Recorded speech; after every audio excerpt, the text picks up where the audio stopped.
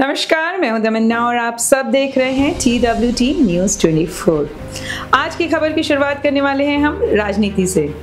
राजनीति बोले या फिर आने वाले चुनाव की तैयारी बोले, 2024 के आम चुनाव शुरू होने में कुछ ही समय बचे हैं और कांग्रेस पार्टी के पूर्व प्रमुख राहुल गांधी ने मणिपुर से मुंबई तक 67,000 किलोमीटर से ज्यादा की भारत जोड़ो यात्रा शुरू कर दी है।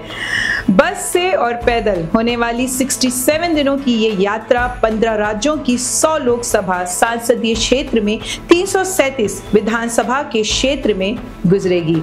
इससे पहले राहुल गांधी ने सितंबर 2022 से जनवरी 2023 तक कन्याकुमारी से लेकर कश्मीर तक भारत जोड़ो यात्रा की थी।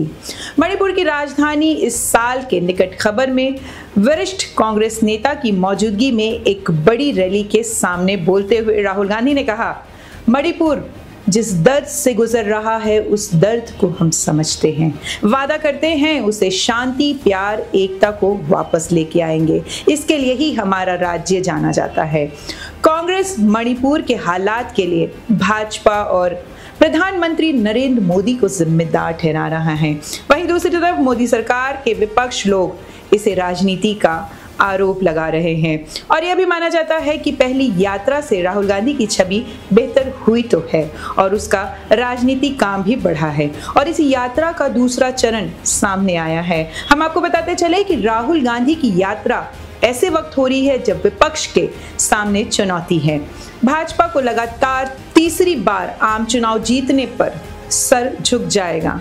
राजस्थान, छत्तीसगढ़ और मध्य प्रदेश में जीत के साथ भाजपा की 28 में से 12 राज्यों में सरकार है, जबकि 4 अन्य राज्यों में उनकी गठबंधन सरकार है। कांग्रेस की 3 राज्यों में सरकार है, जिसमें तेलंगाना में मिली ताजा जीत भी शामिल है। विपक्ष आरोप लगा रहे हैं कि प्रधानमंत्री के नेतृत्व वाली भाजपा सरकार के राज्य में भारत कमजोर हुआ है, लेकिन लोकतंत्र, अधिकारी सरकार, संस्थाओं का नाश हुआ है।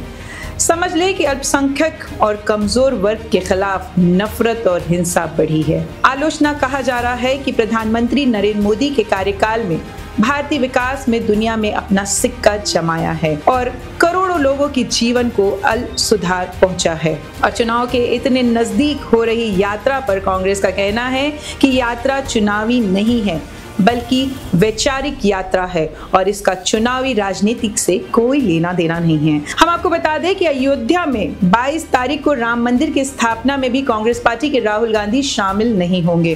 उन्होंने कहा है कि इससे ज्यादा जरूरी मेरे लिए ये यात्रा है। The RSS and the BJP have made the 22nd January function a completely political Narendra Modi function. It's become a RSS BJP function. And I think that is why the Congress president said that he would not go to the function. It is difficult for us to go to a political function which is designed around the Prime Minister of India and designed around the RSS. अब राहुल गांधी के लिए यात्रा कितनी जरूरी है और कितना इस यात्रा से उनको सफलता मिलती है, ये तो आने वाला समय ही बताएगा।